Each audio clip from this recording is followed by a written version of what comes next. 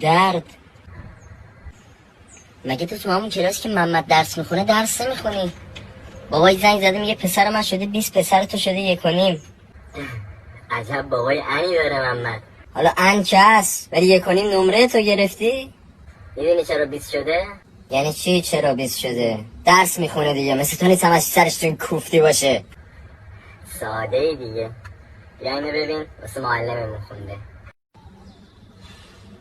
آریان حیدری تو بهترینی، میونه دبیرا تو تکترینی، من فقط میخوام معلمم باشی، همدم و مونس و یار دلم باشی، بده جام شرابی به دستم، از تکنیکای خوبت من مستم، از تکنیکای خوبت من مستم.